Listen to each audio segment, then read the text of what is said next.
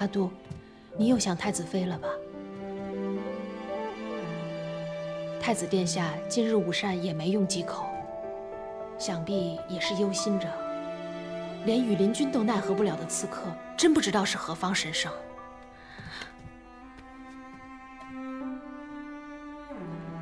阿杜，还是让我来吧。若是太子妃还在，我便可以服侍她穿上这套玉服了。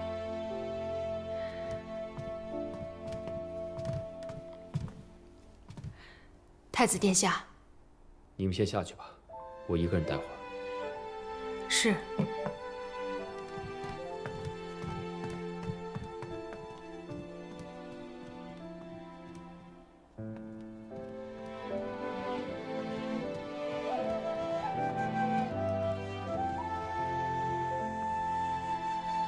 哎呀，过去点儿。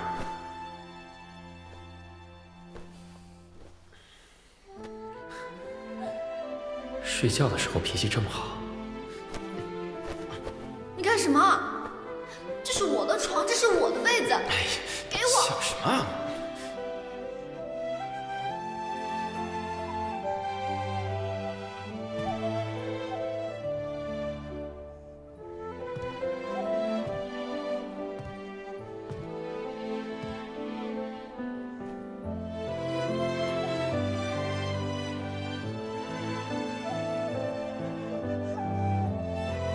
抓到我就还给你！你还给我！你干嘛？干什么，李承业？你要敢欺负我，我就让阿杜过来一刀砍死你！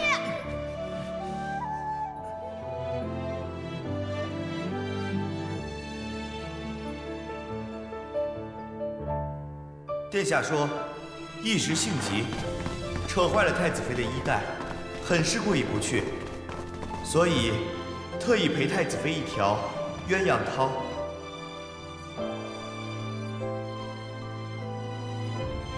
你愿意嫁给他吗？如果你不想，我可以送你回西周，今晚就走。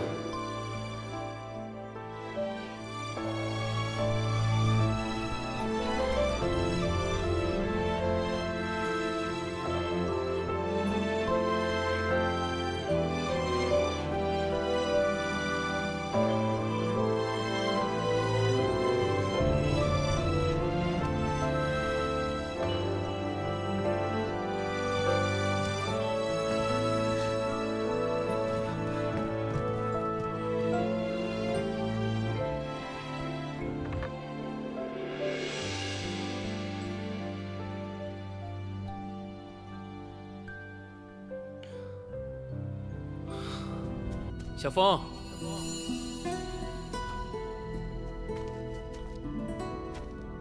你是在叫我吗？你是谁啊？我是顾小五啊。顾小五，我好像听过你的名字。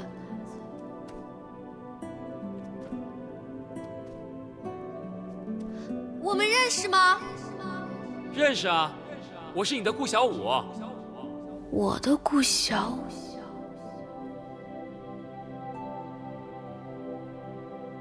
顾小五，顾小五，小心！顾小五，快跑！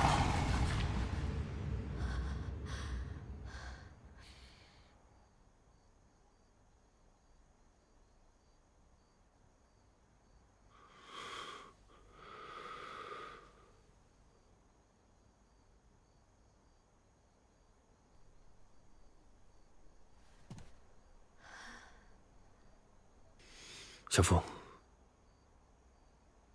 你刚才在喊谁的名字？不关你的事。你在喊顾小五。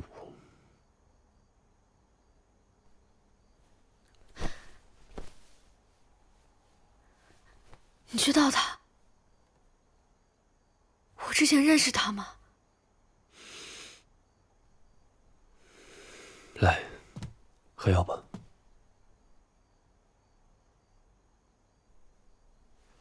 不喝。喝吧。喝了药，烧才能退。来。我都说了我不喝。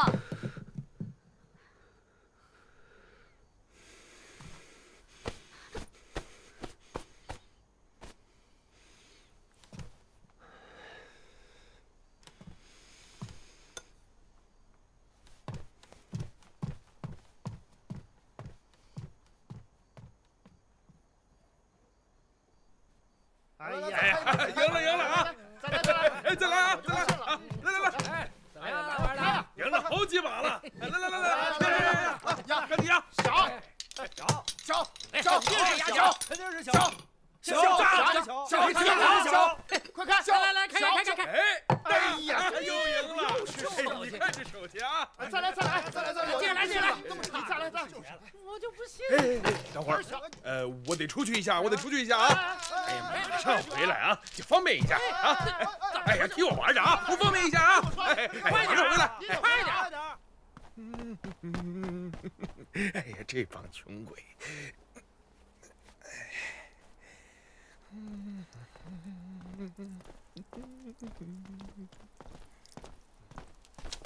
吃！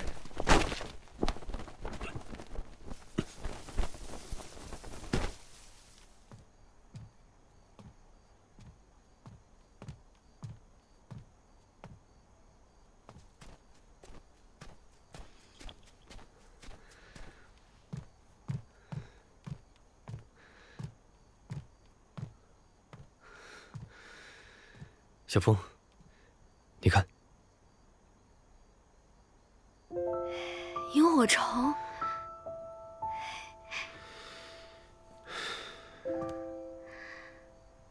我记得你最喜欢萤火虫了。在西周的时候，王上和大妃不许你晚上出去。有一次啊，你晚上偷偷溜出去，他们把你找回来的时候，你手里正好握着一只萤火虫。你告诉我，你迷了路，是这个发光的小东西一直陪着你的。你是怎么知道这些的？我知道这些并不奇怪，以前我们经常在一起。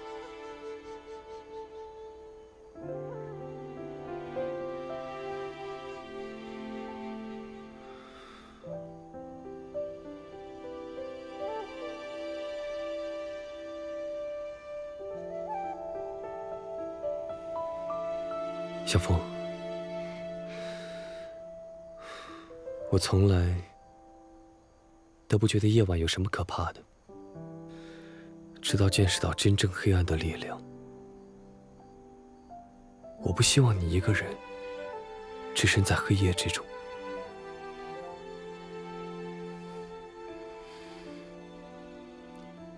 我信你是我朋友。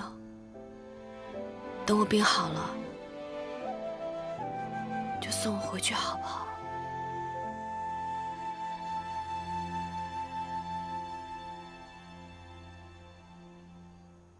小风，我给你买了新衣服，起来以后换上吧。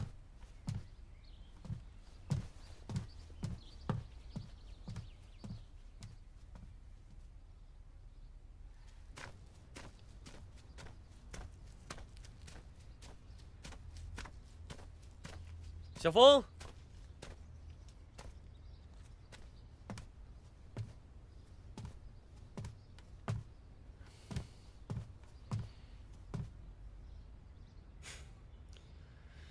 你烧退了。嗯，退了。我给你买了你最爱吃的羹，还有鸳鸯翅，来吃点吧。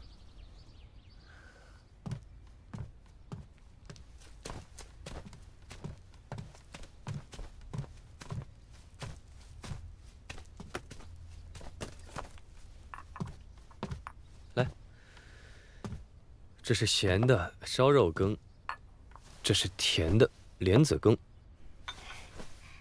这是鸳鸯翅，来。顾剑，等一会儿我们吃完饭，你就送我回去吧。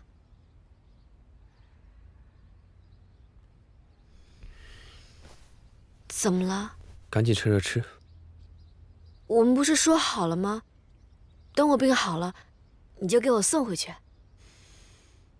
我没说过。顾剑，你不想吃咸的是吧？那就先吃甜的。不吃，我在跟你说话呢。不想吃羹啊？那就先吃鸳鸯翅，这是你最爱的。我都说了我不吃，鸳鸯翅要跟心上人一起吃，我为什么要跟你一起吃啊？我不知道以前我们发生过什么，但是现在事情已经过去了，你就别再强求了，好不好？不行。我都已经什么都不记得了，你不能让我好好的过好现在吗？不行。为什么不行？我说不行就不行。为什么你说不行就不行？顾剑，我没有在逃，而是期望你把我送回去。我还把你当朋友，信你，你就这样对我吗？你没有在逃，是你的心里已经对李承引起了疑心，你对他伤了心，不是吗？不是，我从来没对李承引怀疑过。那当你得知李承引带兵剿灭你阿翁一族的时候，也没有吗？没有。你不愿意再逃，是因为你不愿意回去面对他，不是吗？不是，你别说了，我根本不知道你在说什么。那是因为你有太多的事积在心里，你有疑问，有恐惧。可是亏于你是太子妃的身份，你不得不骗你自己。你骗你自己无所谓，你骗你自己应该跟李承引在一起。可现在我把你带了出来，让你有了新的可能，你动摇了是不是？不是，不是。你以为我会眼睁睁地看着你回去受煎熬吗？你之前问我要带你去哪里，我告诉你，我要带你回西周。回西周？没错。东宫根本就不是你应该待的地方，李承引根本不是你该爱的人。我不要相信你，我不要跟你走。那你现在就走，现在跟我走。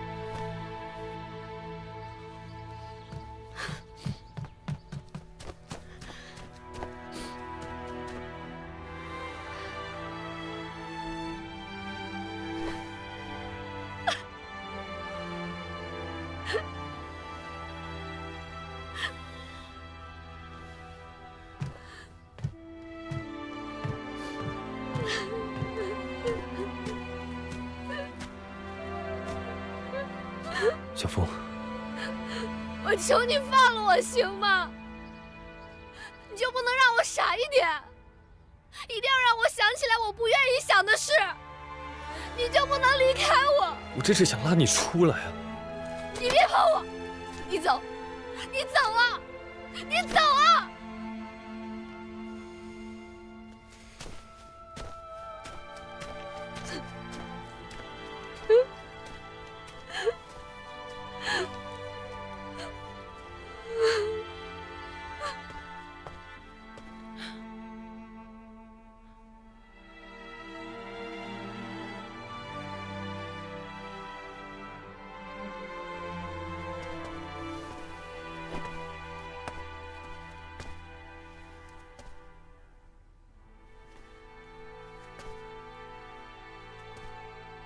太子妃啊，你何时才能回来啊？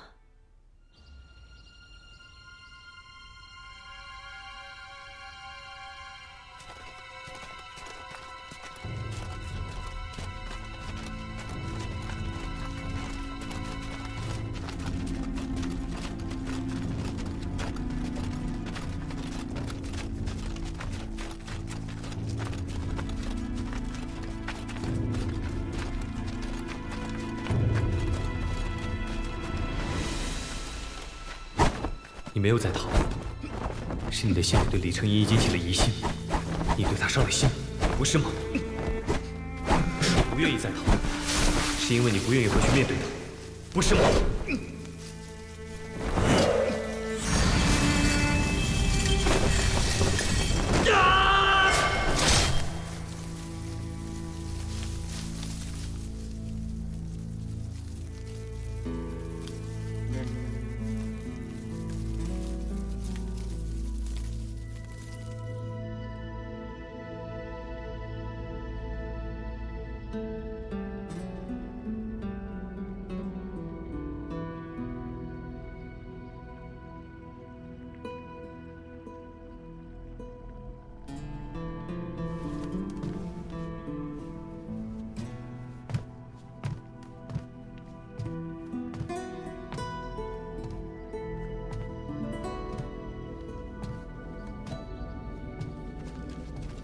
仔仔细细的搜，一寸地方也不能给我放过。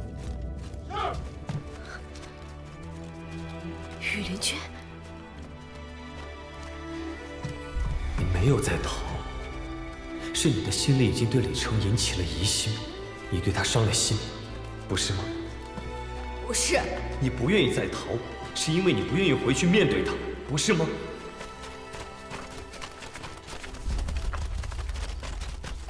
给我进去搜。是。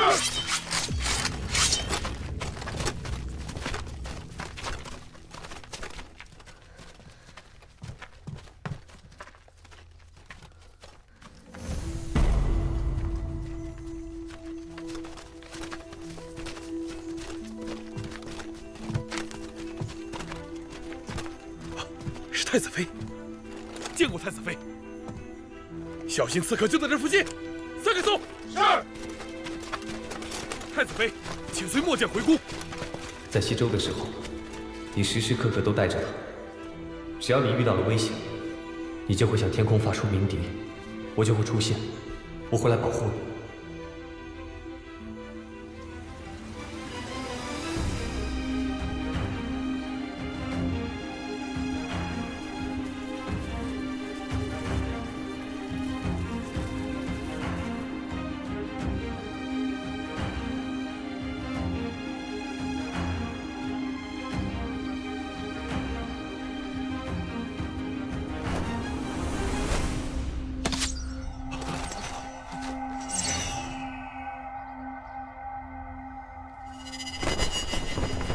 有刺客，保护太子妃！保护太子妃！保护太子妃！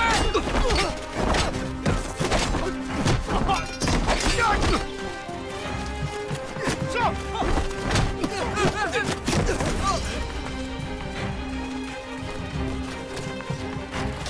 走！给我追！是！快！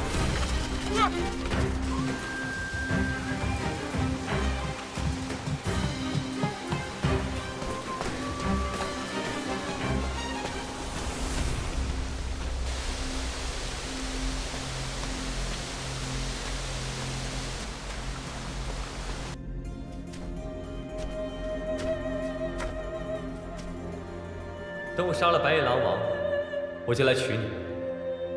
顾小舞，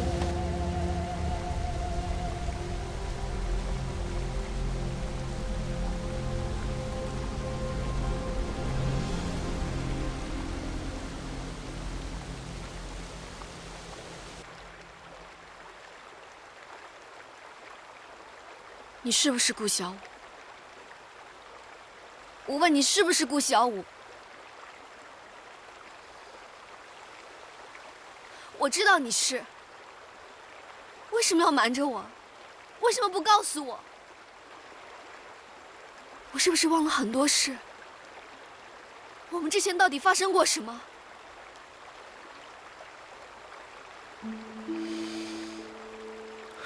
丹赤一夜，死了很多人，我们失散了，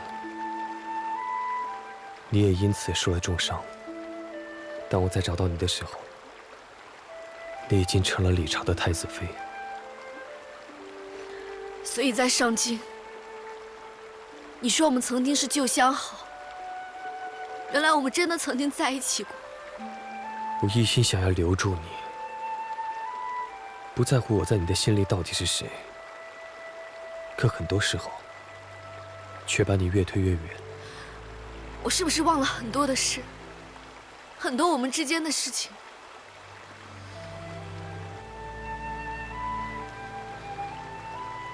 有些事忘了就忘了吧，也没有那么重要。可是我不想忘，我觉得这些事情我不应该忘，我不应该忘了你是顾小舞。丹赤那场战役，对你来说太过惨烈，我没有在你最需要的时候出现在你身边守护你。是我的失信，所以这些不好的事情，如果忘了的话，也不是坏事。丹赤亡了，阿翁死了，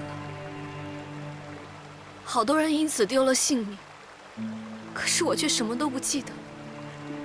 连最最心爱的人也忘记了，还嫁给了别人。你怪过我吗？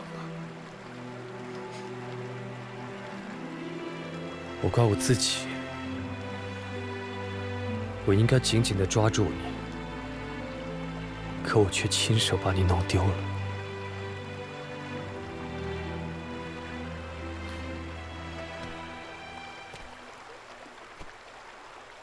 我再也不会忘了你。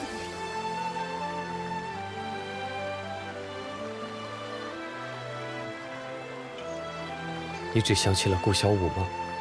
是，我想起了我心爱的顾小舞，顾小舞也爱着我。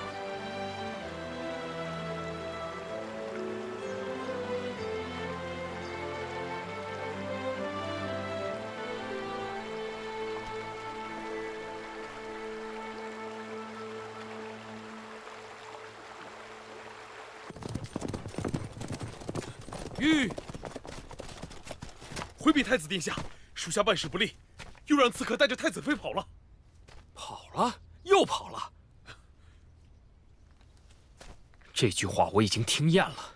属下罪该万死，只是什么？今日不知为何，太子妃似乎不愿意跟我们回去。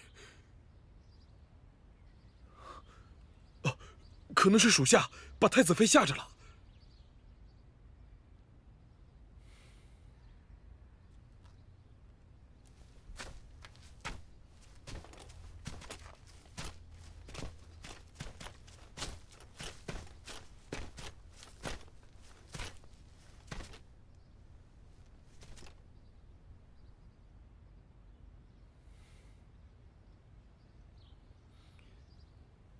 如果他再反抗，你们绑也得给我绑回来。是。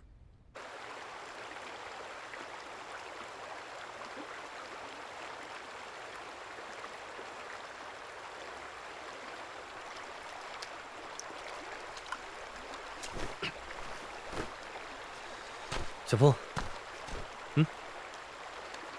谢谢。先吃这个。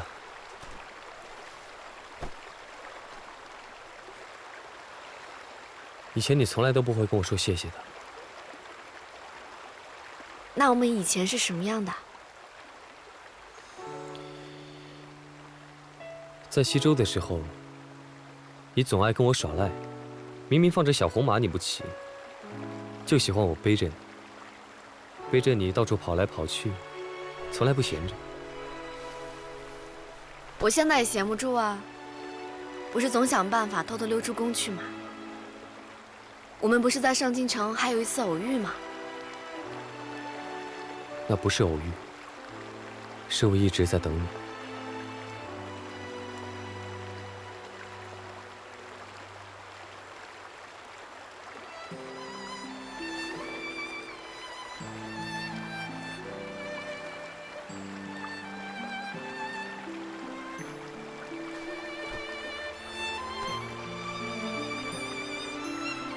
不知道明年这个时候，我还能不能陪着你？你是我的顾小舞啊，当然要陪在我身边。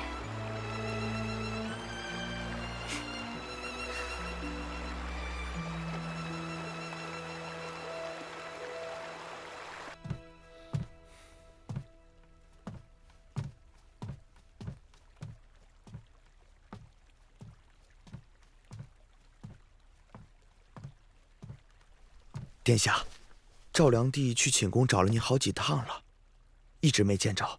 要不您去青鸾殿瞧瞧？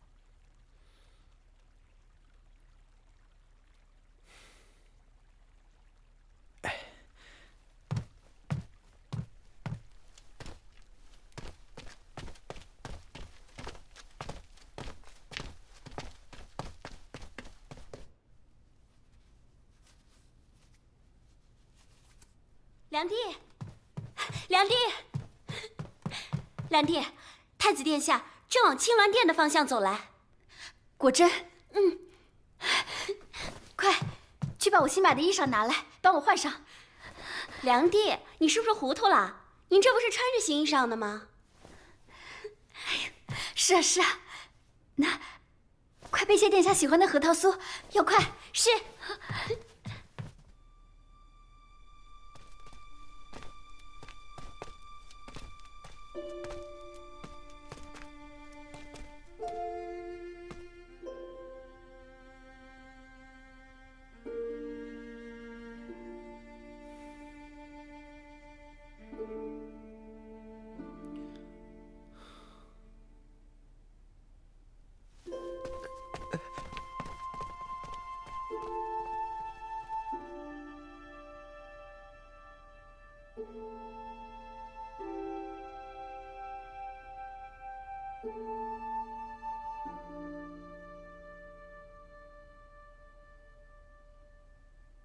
包了这么多呀！太子殿下驾到！快！哎呀！银儿拜见太奶奶。来来来，你近日怎么会有空来看太奶奶呀？不是那个赵良娣在陪着你吗？太奶奶，您就不要取笑银儿了。啊，想不想吃核桃啊？哎，英乔啊，很会包核桃，你看看包了那么许多，来尝尝。太奶奶，您又不是不知道，我不爱吃核桃。哎呦，太奶奶怎么会忘记呢？你不爱吃核桃，紫米糕来了，来尝尝。来，太奶奶先喂你吧。好，来，像小时候一样。好吃吗？好吃。你呀，多吃点儿啊。好久没看到这么好看的月亮了。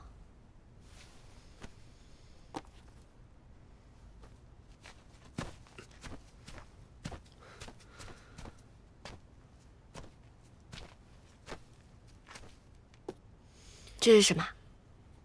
来闻闻。葡萄酒。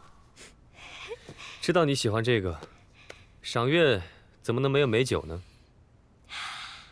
我也是来了上京才发现，原来自己是个酒腻子。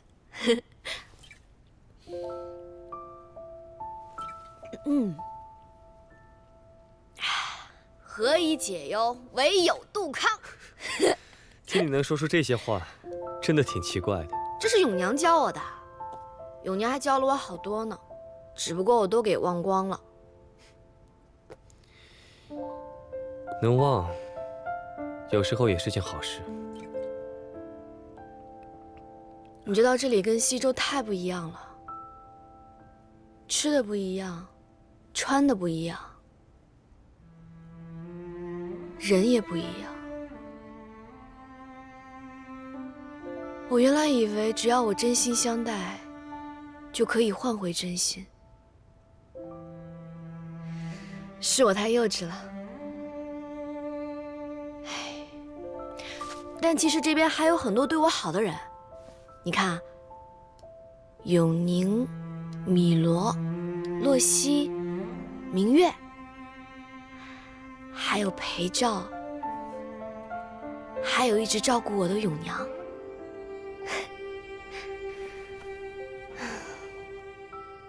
这么想的话，其实我也挺幸福的。哎，我告诉你呀，前几天呐，太子妃给我做了如意糕送来。好吃吗？苦。我就知道，他那个人啊，做事没头没脑，大概只知道做好了给您送过来，却不知道要尝尝能不能吃。太奶奶倒是很高兴，因为是她亲自做的，所以呢，吃起来是苦了一点，但是咽下去，这心里头甜甜的。您啊，总是对她这般宽宏大量的。我告诉你啊，她可是个好姑娘啊，她跟宫里的女人不同啊。像她这么能玩闹的人，怎么能料理后宫呢？我倒是希望啊，她能永远这样无忧无虑的玩闹，永远不要参与到这些尔虞我诈之中。你千万不要这样偏执。他那么聪明，那么懂事，难道他不懂得他肩上的责任和他的使命吗？有一点，太奶奶是实在是感到欣慰呀，那就是他爱你，他爱的不是你的太子，也不是你的王位，就是由衷的爱你这个李承寅。跟我回西周吧。还有什么可留恋的？不是留恋，是我发现，我脑海里关于小风的记忆，竟然大部分都是在上京。我有时候甚至搞不清楚，自己先是西周的九公主，还是先是李朝的太子妃。还有你，你在我身边，我有时候觉得很亲近、很熟悉，可有时候也觉得你很陌生。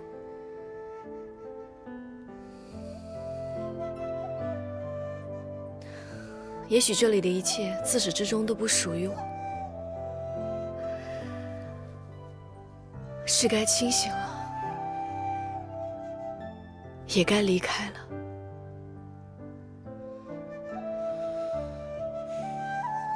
从今以后，我会一直陪在你身边。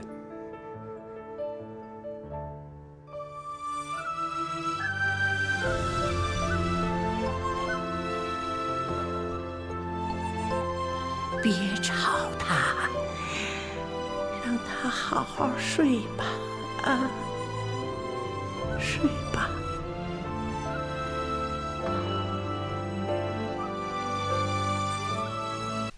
太子妃要是知道您日夜为她请一支祈福香，一定会平安归来的。但愿如此。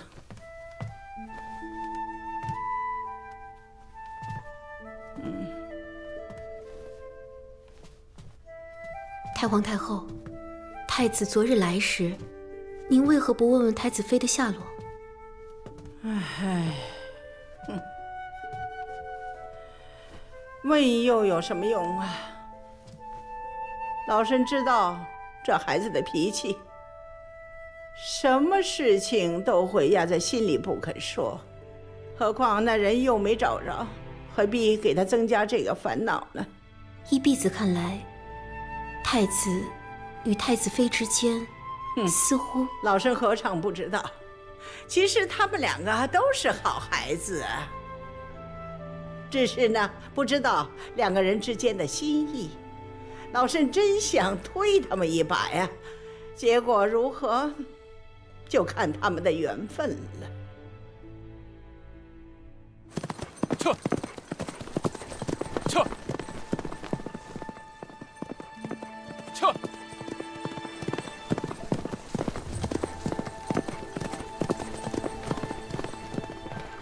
大学之道，在明明德，在亲民，在止于至善，大学之道，在明明德，在亲民，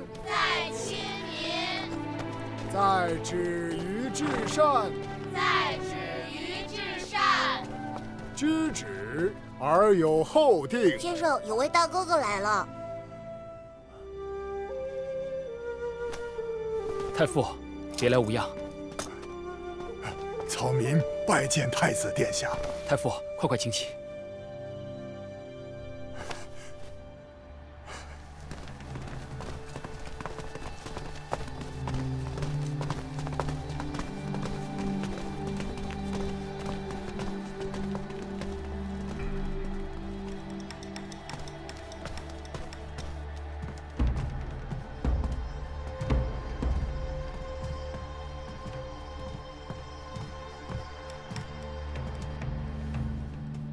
明月姑娘，太医来为您请脉，请进来吧。请。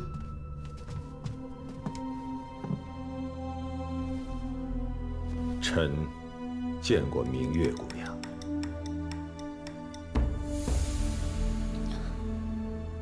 你们都先下去吧，有事我再叫你们。是。今晚皇上会来，你的手艺好，去准备些点心，花事多些，别怠慢了。是，明月姑娘。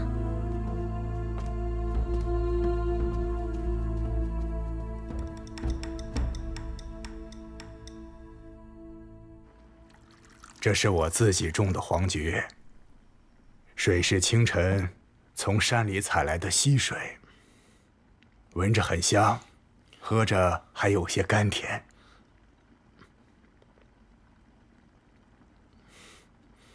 太傅有心了，请太子殿下不要再叫我太傅了，草民已承担不起这样的身份了。太傅，一日为师，终身为师，您永远都是我的老师。太子殿下此次前来，所谓何事啊？如果是种花泡茶、吟诗作对，我还能帮上些忙。太傅自谦了，我这个忙，也只有您能帮了。我脱离朝政多年，怕是帮不上你什么忙了。您这次进宫，是有什么事吗？就是来看看我的女儿。皇上对你怎么样？有人欺负你吗？皇上待我很好，有他护着明月，没有人敢欺负我。皇上要操心的事情很多，他不可能事事都护着你。后宫不是久留之地，伤好了，赶紧想办法离开吧。我心里明白，皇上对我是动了情的，要不然他也不会带我进宫。我若不抓住这次机会，就没有机会了。情算什么？皇上有比情重要千倍万倍的东西。他今天可以对你动心，明天就可以对你狠心，这个道理你不知道吗？我心中有数。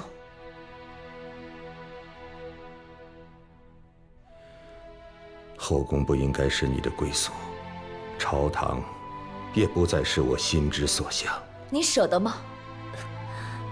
舍得放下您曾经所追逐的一切吗？这么些年，我做的所有的事情，都不是为了追逐那些我失去的名和利。除掉高于明，是为了皇上，为了李朝的江山社稷。20年来，从来没有忘记那个我曾经誓死效忠的君主。清君侧出佞臣，可能是我能为他做的最后一件事情了。您又何尝不是深陷其中啊？可是飞蛾扑火，有爹爹一个人就够了。你还年轻，还有将来呀。爹爹别想再抛弃我了。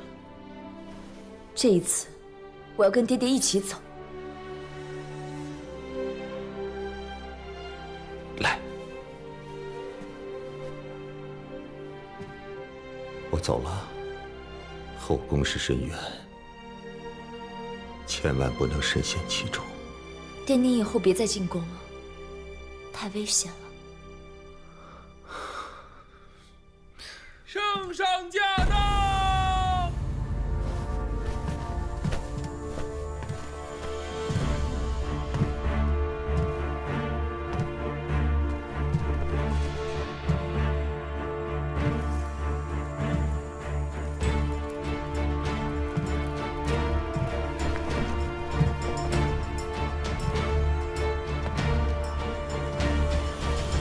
明月拜见皇上。免礼免礼，坐。太医，明月的身体怎么样了？回皇上，前些日子开的药很好，太医说明月已经没什么大碍了。哦，是吗？是，皇上。先退下吧。皇上圣德，庇佑明月姑娘，也定能庇佑历朝百姓，天下苍生。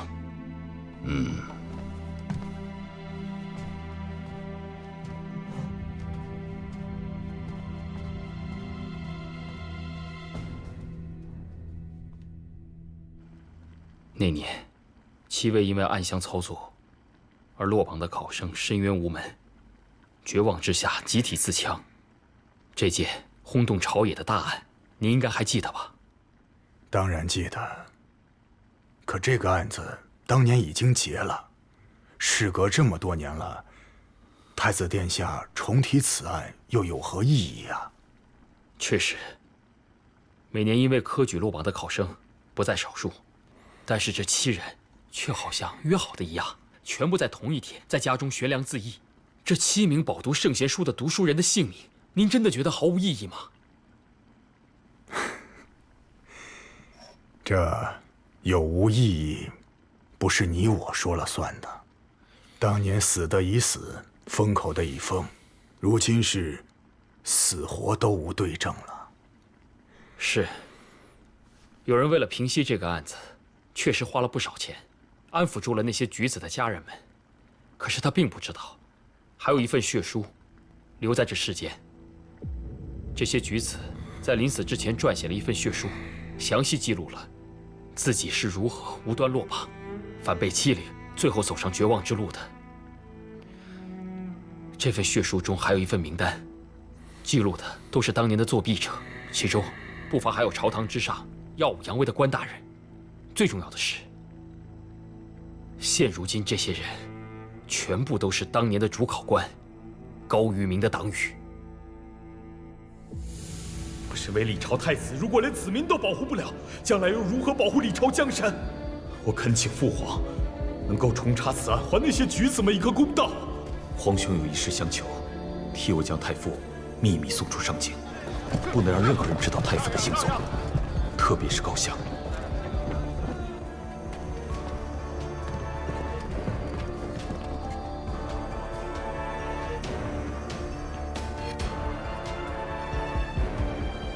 苍天有眼！老爷，刚刚宫里传来消息，太子被废了。我知道您一直想保护我大哥，是您在他落难之时及时收住了手脚，藏起了血书，放弃了对高于明的攻势，这才让他免遭再次迫害。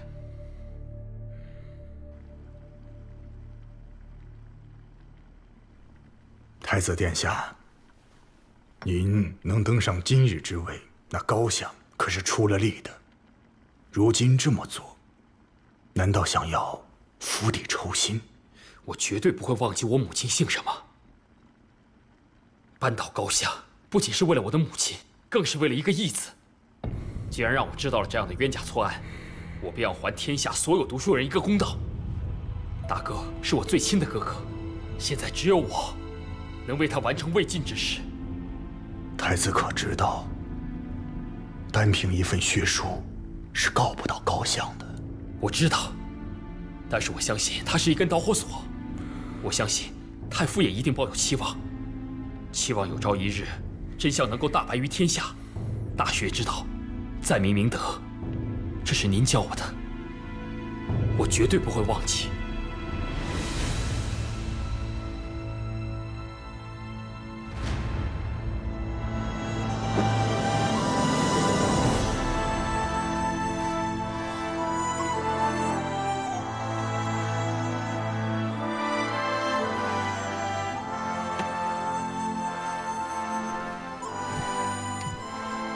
学生定当尽力为之。他高于明以为我正为找不到刺客而焦头烂额呢，却怎么也没有想到，有人会在这个时候翻出这宗旧案。这血书中牵扯了好几位权贵，牵一发而动全身呢。这一动，朝局肯定会乱的。我就是要让父皇看清楚，这高于明在朝廷上下到底有多少亲信，而这些亲信又是用什么肮脏下作的手段上位的？刺客案橘子案，光这2个案子，就足以让高于明败光所有皇上对他的信任的。他做事向来毒辣，为了自保，他必定会用出什么阴招损招，我们绝不能大意。如今这血书有了，就差一位不怕死的言官了。太常寺卿，西清浊。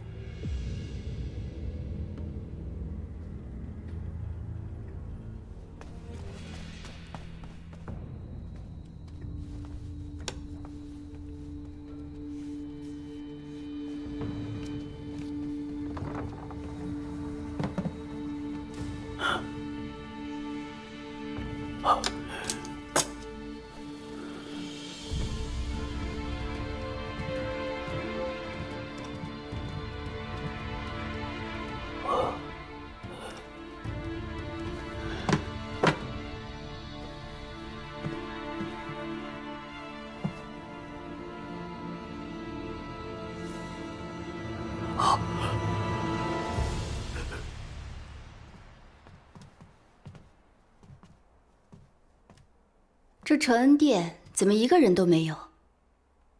大概是没了主子，下人们也无心当差了。算了，我们走吧。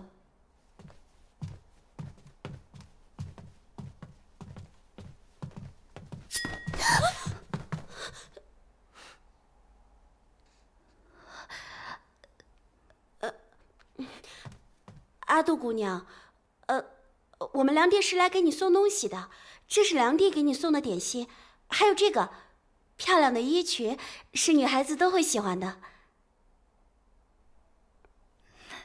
阿杜，你别不好意思，我和你主子情同姐妹，他不在，我也理应照顾你。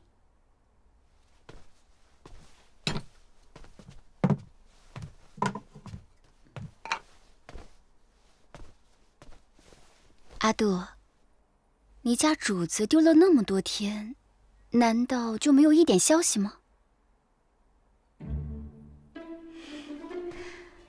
太子殿下近日有来过这儿吗？他有没有和你说过些什么？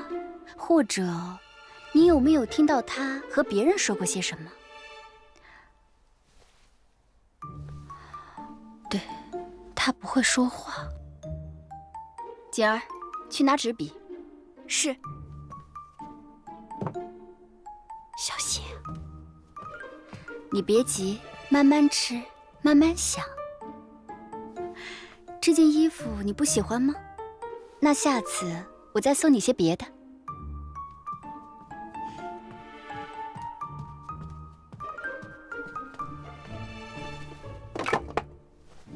阿杜，我知道你不会写中原的文字。没关系啊，你可以画给我看。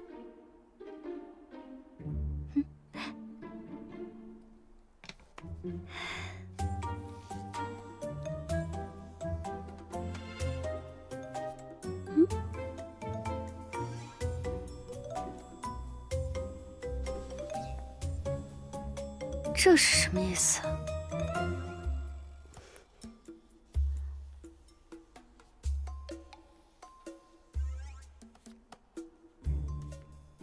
你画的，这是靶心吗？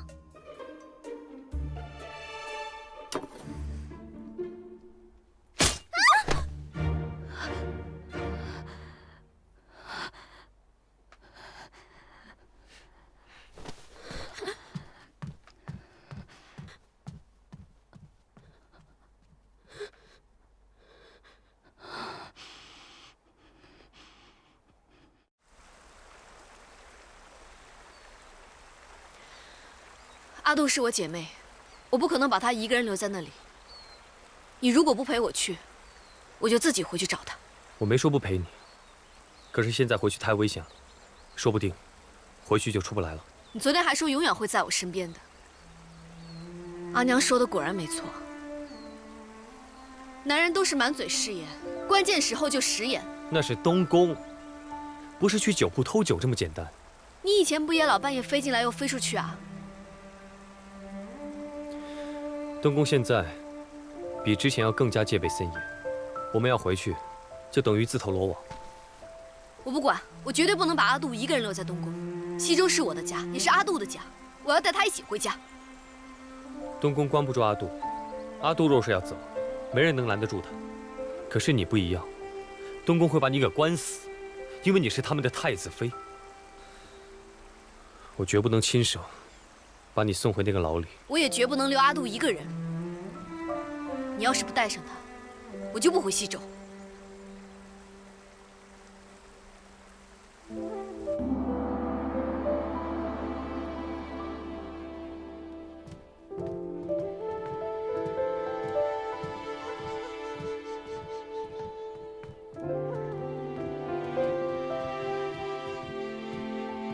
阿杜，你又想太子妃了吧？太子殿下今日午膳也没用几口，想必也是忧心着。连羽林君都奈何不了的刺客，真不知道是何方神圣。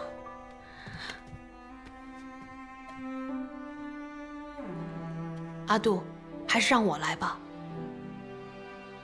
若是太子妃还在，我便可以服侍她穿上这套玉服了。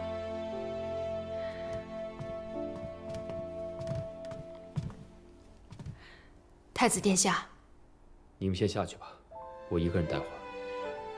是。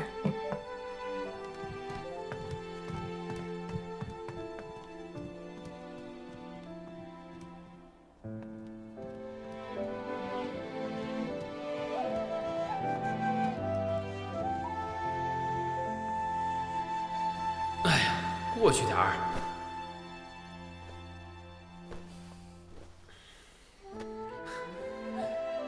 睡觉的时候脾气这么好。你干什么？这是我的床，这是我的被子，给我！想什么？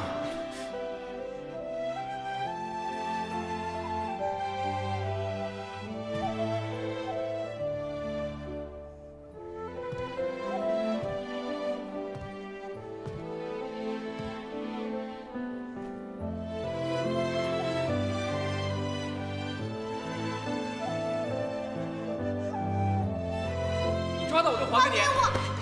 你还给我！你干嘛？干什么，李承业？你要敢欺负我，我就让阿杜过来一刀砍死你！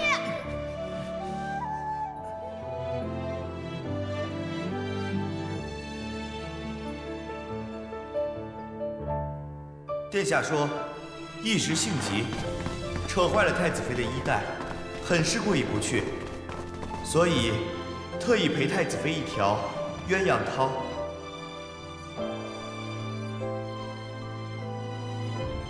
你愿意嫁给他吗？如果你不想，我可以送你回西周，今晚就走。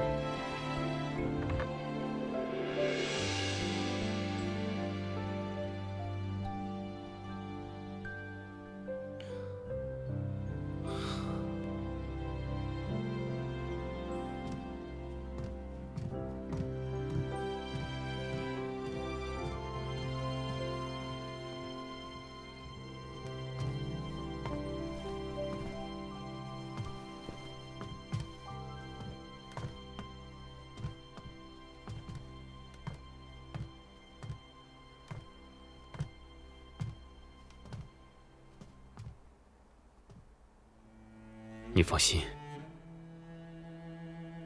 小凤不会有事的。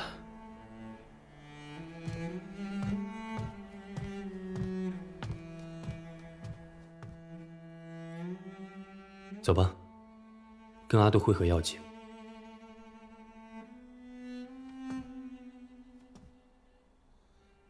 我就是想到永娘，心里有些舍不得。他是这个宫里唯一真心待我的人。他要是真的真心待你，会为你回到西周感到高兴。走吧。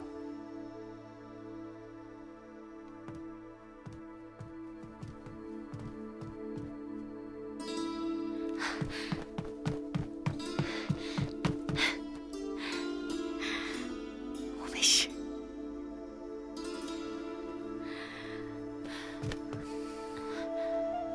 我没事，我带你离开这里，我们回西周去。还有个好消息，我要告诉你，我找到顾小五了。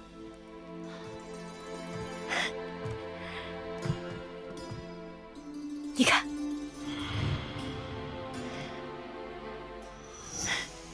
我们走吧。走。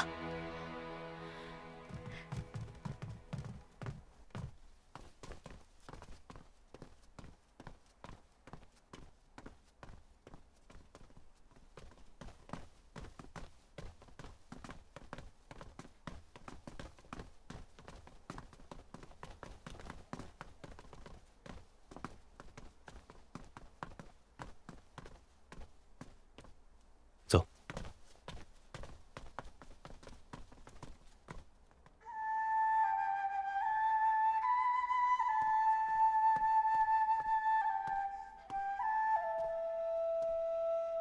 梁帝，还是进屋休息吧，外面风凉，小心吹了头痛。锦儿，你听，这是不是太子的箫声？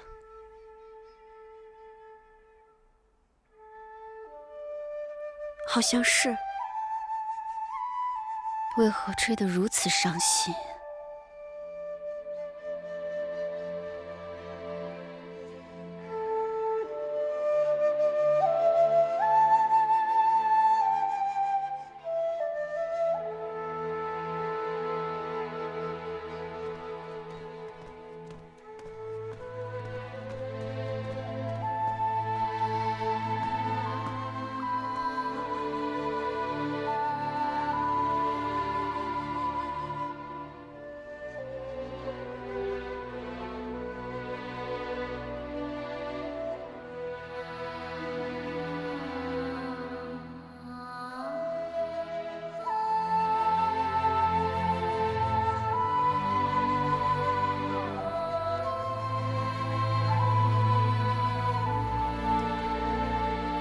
小风，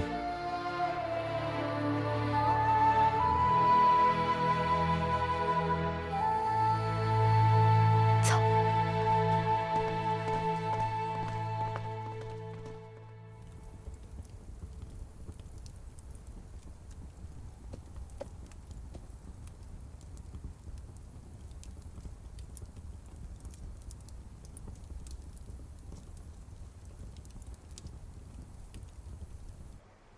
你为什么骗公主？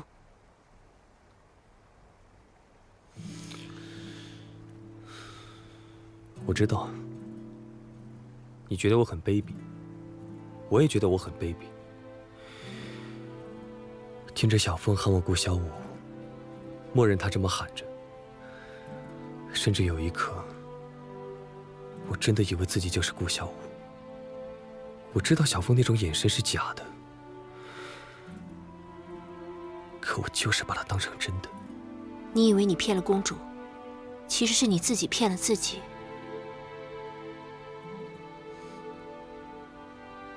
6个月。什么6个月？我只剩6个月了。你……我受了很重的内伤。是不是因为我？是不是因为那次你救我？不。你不用担心我，跟你没关系。其实我早该魂归顾家的。我能活到现在，能带走小风，能让小风全身心的爱我一回，哪怕只是一刻，我都死而无憾了。你说我自己骗自己，是。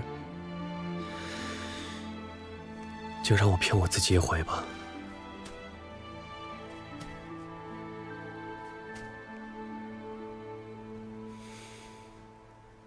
梦里不知身是客，月上贪欢。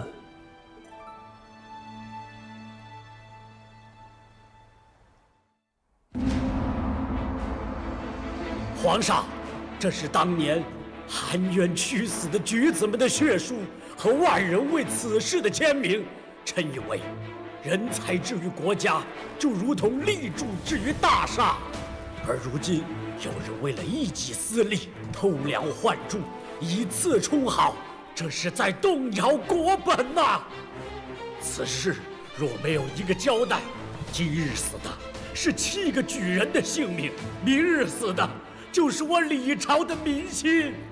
臣恳请皇上彻查此案，为民心做主。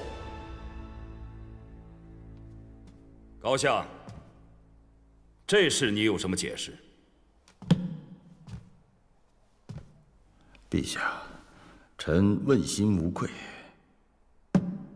若陛下也对老臣生疑，臣愿意接受彻底调查。可老臣有一句话不得不说：每年的科考都有落地的举子自杀，多少条性命都已经去了。若按西大人所讲不伤民心，那岂不是参考之人都要通通录取吗？条条性命都要定我高于明的罪，那我高于明又有多少条性命可以顶罪？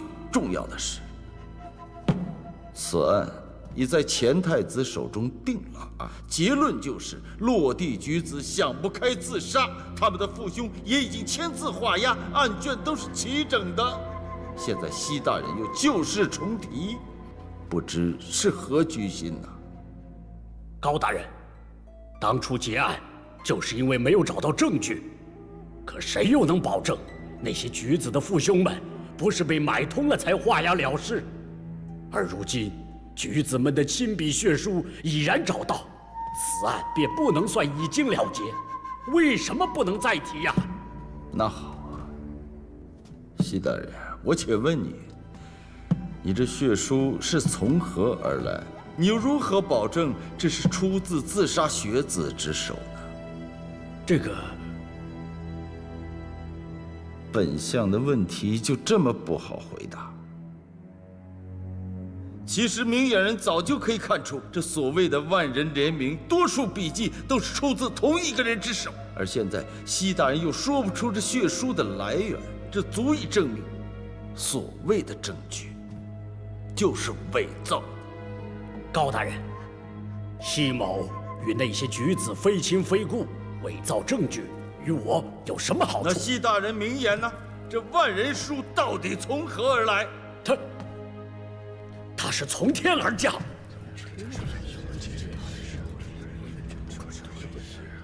启禀皇上，那天夜里，臣在练习书法，突然火烛全灭，漆黑一片。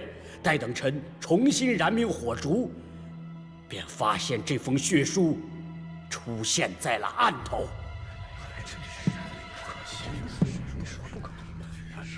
皇上，臣无半分虚言，亦不存一丝思念，还请皇上明鉴。明鉴。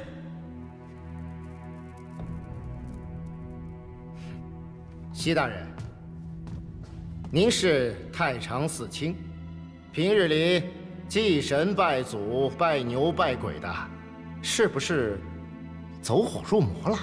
在下向您进一言，古治理法与现世治国是两码事。哼！陛下，高相是朝廷的肱骨之臣，陛下千万不要被别有用心之人迷惑，伤了忠良之心呐！望陛下三思！望陛下三思！望陛下三思！望陛下三思！既然各位都认为高相是众臣之表率，那此事必须查个清楚，还高相一个清白。太子，儿臣在。此事交给你调查。怎么了？回父皇，刺客如今并未找到，儿臣深觉愧对父皇的信任，再加上太子妃下落不明，儿臣已心神不宁，恐怕再无余力查办此案。儿臣举荐宗焕大人查办此案，宗大人乃刑部尚书，查办此案合情合理，而且比儿臣更有经验。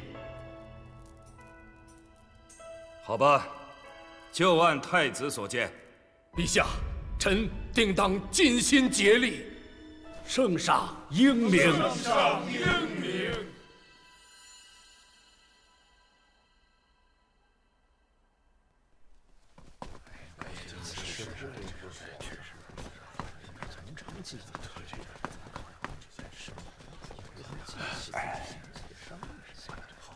魏大人，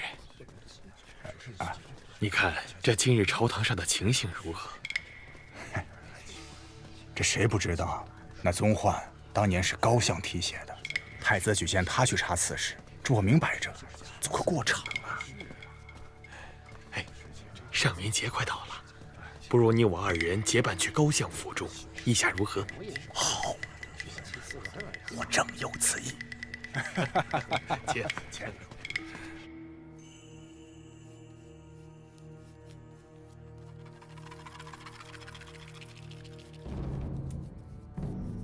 今日看到朝堂之上跪倒一片的景象，现在想起来真是过瘾。还是太张扬了。锋芒毕露对咱们没好处。你没见皇上仍然让太子来查我吗？父亲，太子跟咱们是一条心的呀。我之前还以为他虽然管您叫几声舅父，毕竟跟咱还隔着几层肚皮。今日想来，儿子的心胸小了。那个叫宗焕的倒还好办，毕竟也是咱们的人，再打点些金银珠宝，递个话，此事也就了了。把这幅字表上送到宗焕府上。人多知遇独难求，人负知音独爱愁。常恐此心无乐处，枉称少年在滨州。父亲，您这是？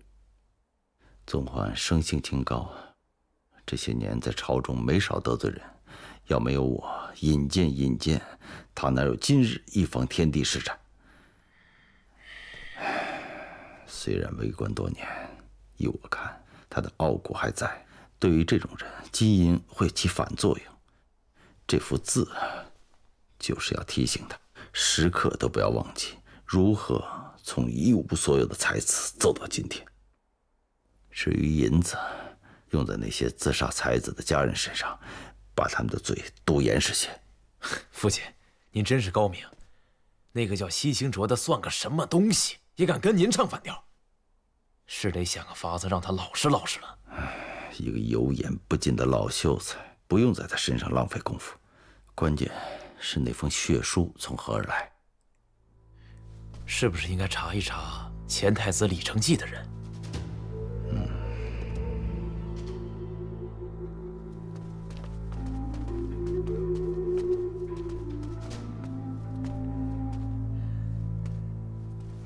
老爷，老爷，什么事啊？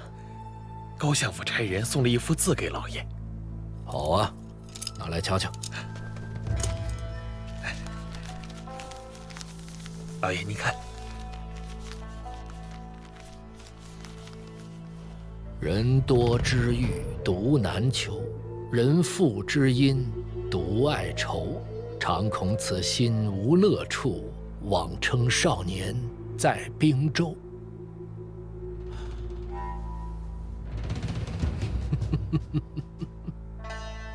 高于明何等聪明啊！他知道我宗谋不会收金银财宝之物，特意送来这幅字，是想让我酬知遇之恩呢。高于明啊，高于明，你千不该万不该，写上“滨州”2字。老爷，要不要挂起来？收库里吧。是，老爷。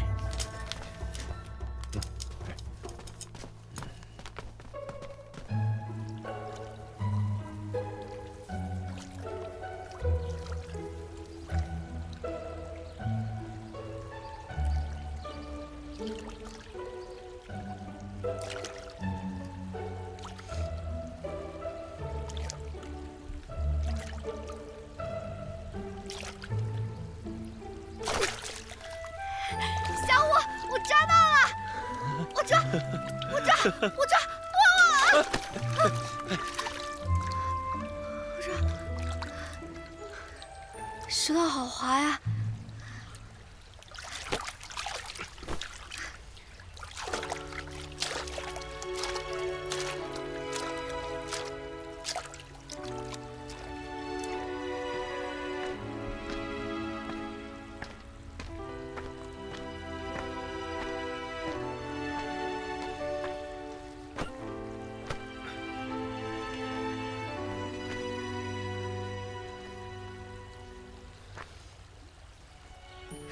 不用不用，我来。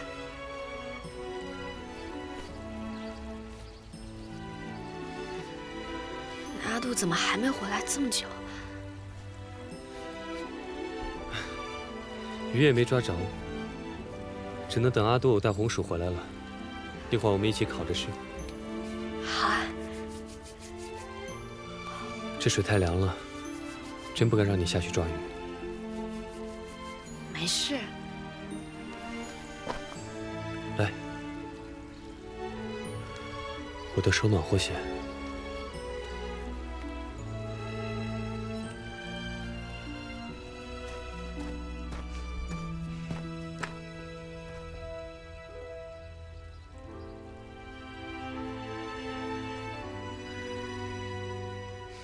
阿杜，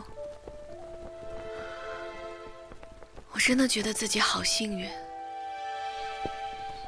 我原来以为自己在中原只有你一个情人了，可现在又有了顾小舞。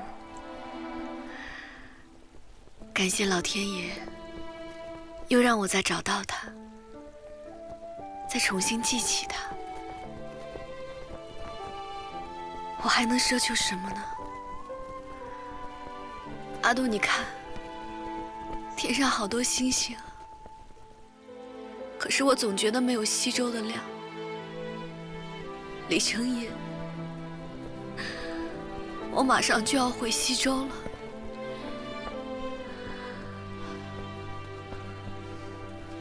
顾小舞，顾小舞，顾小舞，顾小舞，顾小舞，顾小舞。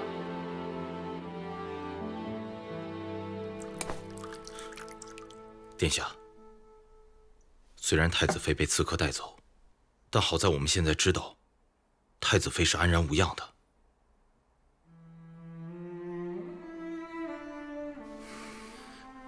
阿昭，你说小凤是被带走的，还是她就是想走啊？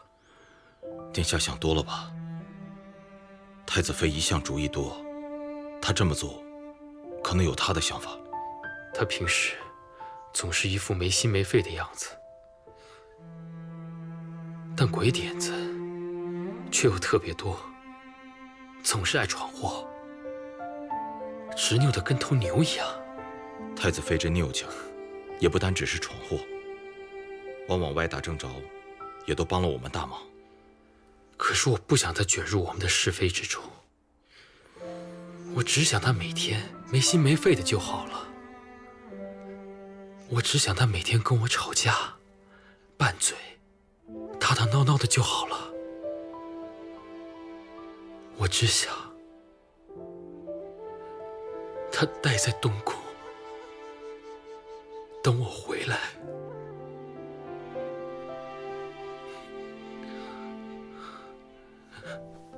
阿昭，你说他是不是不喜欢上京？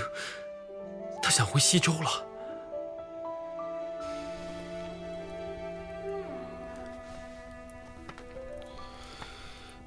有心事啊？没有。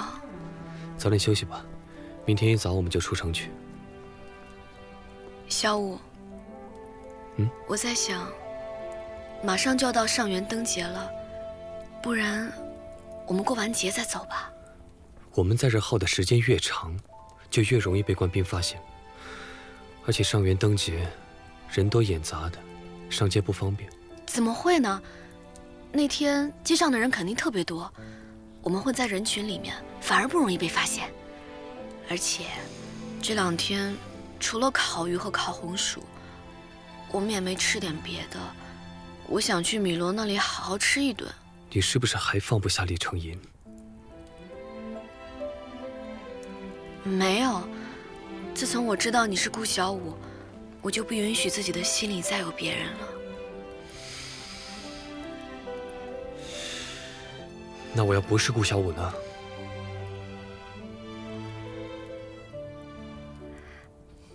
你怎么会不是顾小五呢？你明明和我梦里的那个人长得一模一样，而且你身上有西周的味道，这总骗不了人吧？小五，我不想就这么狼狈的离开这里，我们就不能坦坦荡荡的告个别再走？好吧，过了上元灯节，我们就马上离开。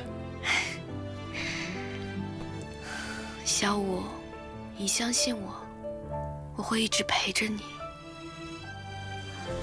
我们会永远在一起，我发誓。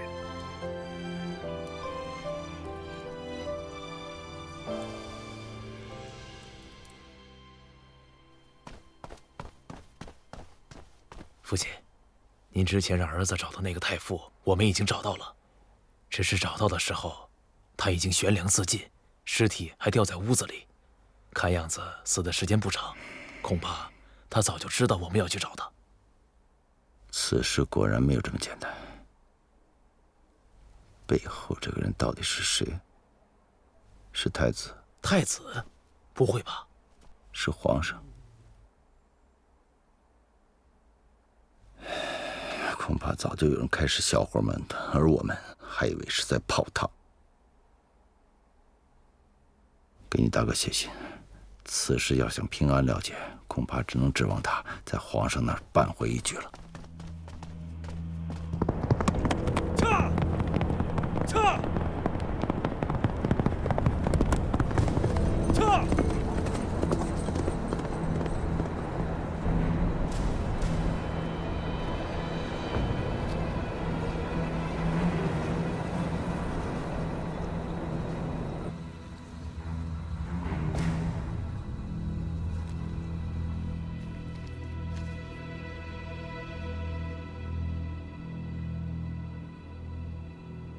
袁通，在。将军，我们还有多少银两？有2万两吗？回云将军，恐怕一时拿不出这么多。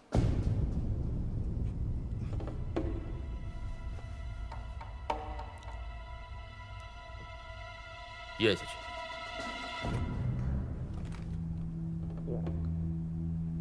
上个月的饷银不还没发下去吗？嗯，这不太好动吧？怎么不好动？你放心，不过几日就会有饷银补上来。自从丹池被灭以后，我们也很久没有唱过好戏了。将军的意思是？这样，你速速备足银两，给硕博王发一封密函，就说我想请他喝酒。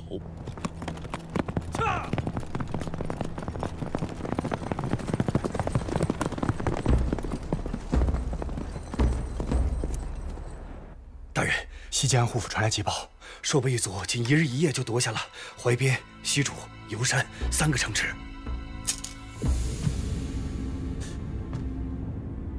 怎么会这样？安护府有什么消息？双方交战，西吉安护府不敌朔伯一族，被打退了回来。这个高县要搞什么鬼？大人，我们是否前去增援？不，命令全军戒备，原地待命。听听上京怎么说。是。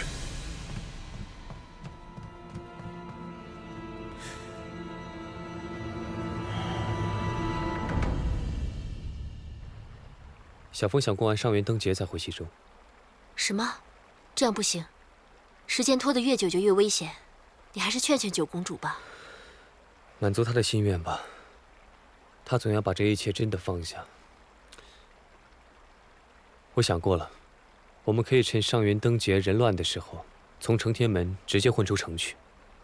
平日里人少，没那么好出城。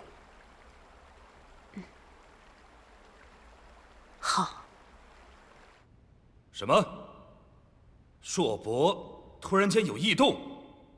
那西境安护府他们干了些什么？高显呢？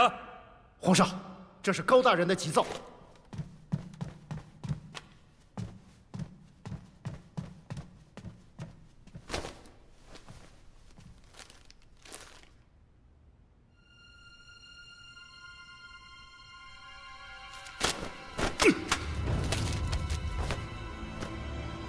什么沙尘风暴，粮食不足，兵马不齐，这些事为什么之前不上奏，现在才来禀报？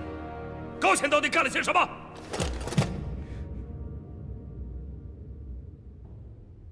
陛下，臣替犬子向陛下请罪，请陛下收回高显兵符，从严发落。陛下，边关告急，高显高将军首战失利，但高将军有着边关作战的丰富经验，是平定朔伯之乱的不二人选。只要追加粮草军备，平定朔伯之乱是有把握的。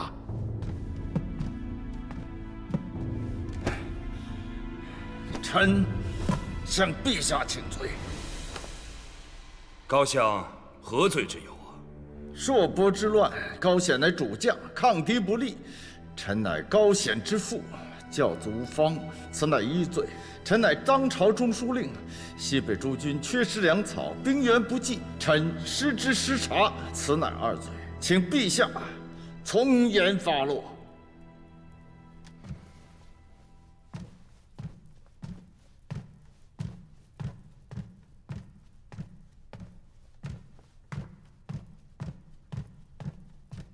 相国请起。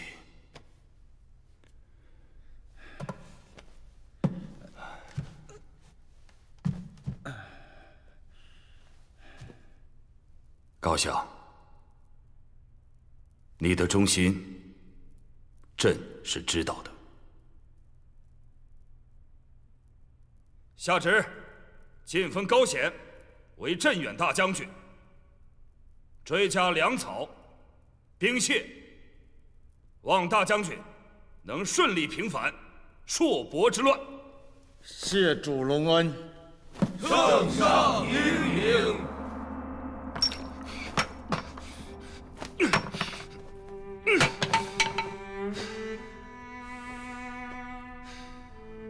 当年朕还是皇子的时候，常常与左右的兄弟豪言壮语，仿佛无所不能。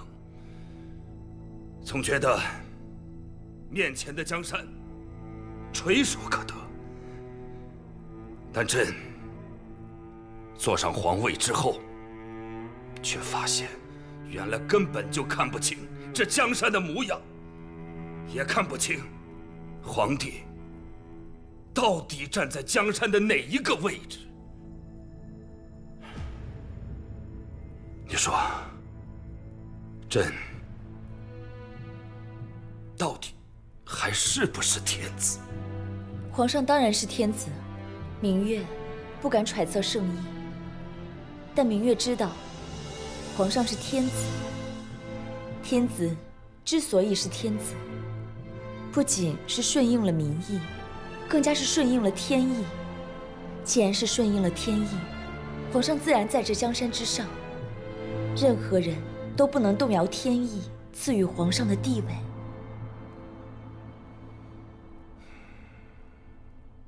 这种橘子一案，你为什么不查了？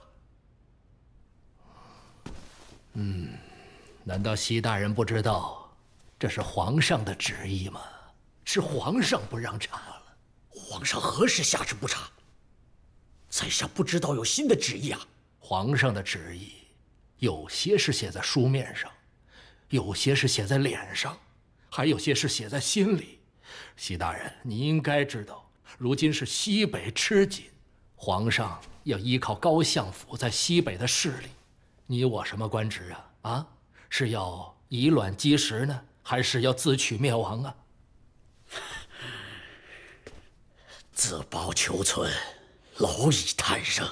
可惜呀，读书人的虚名，怎么敌得过吏部尚书的官帽啊？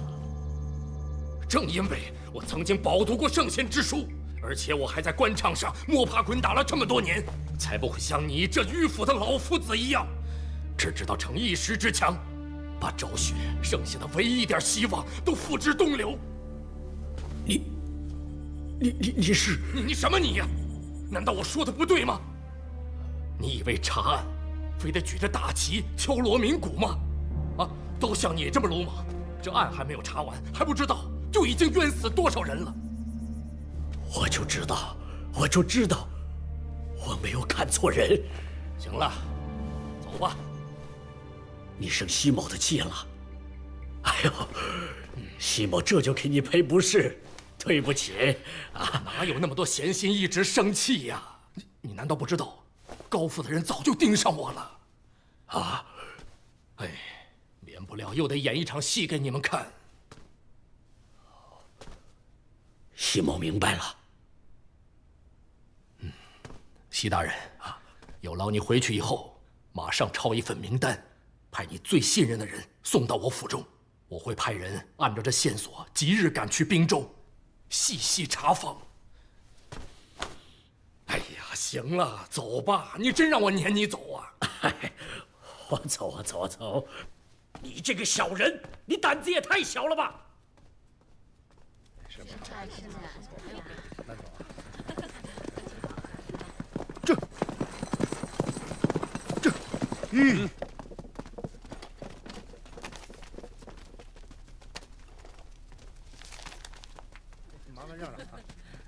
出城去哪里？滨州。放行。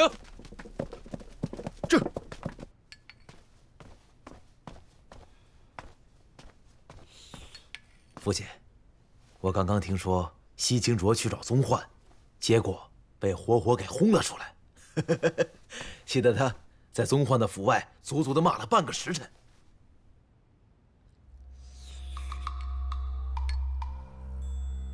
上元灯会人多嘈杂，顾剑极有可能带着小凤趁乱逃出城去。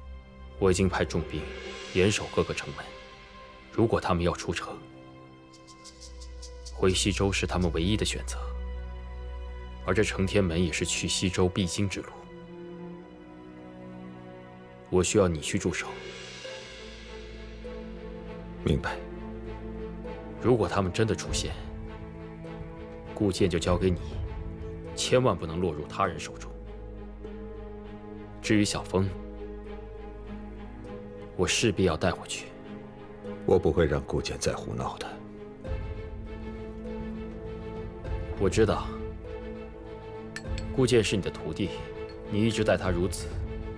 他姓顾，于情于理，我给他留了面子。可如果他不知悔改，一而再再而三的肆意妄为，恐怕我就没那么好的耐心了。你也不能一味的心软。我一定会以大局为重。我该回去了，一会儿还要进宫。殿下，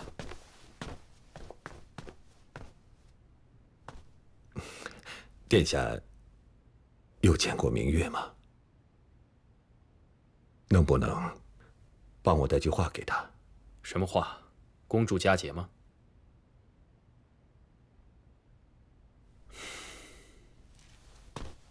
明月不是普通女子，这么多年她一个人都过来了，现在这么关键的时候，你又何必扰乱他的心境呢？你要知道，你越是关心他，他在宫中就越难挨。这至亲的爱，最难的就是不要互相拖累。你的意思我明白，可再怎么说，今天也是团圆之日，我这个当父亲的，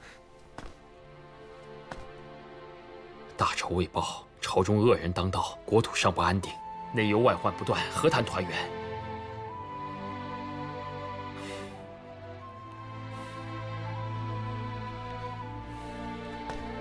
上元节对我们来说，和过去的每一天一样。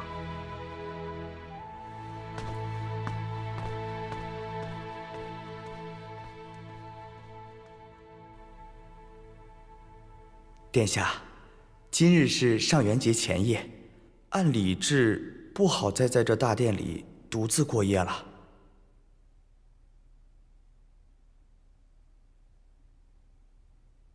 神，今晚我去青鸾殿过夜，但别把我殿中的蜡烛熄灭。是。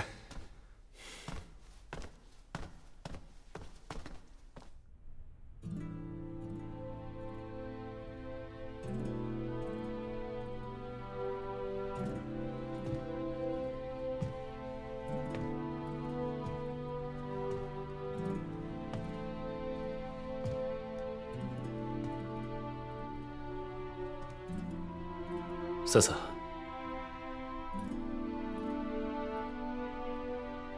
怎么不欢迎我来？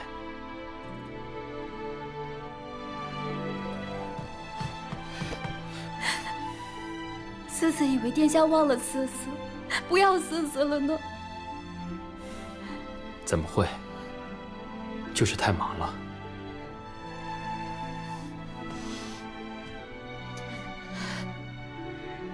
瑟瑟每日都在等着殿下，盼着殿下。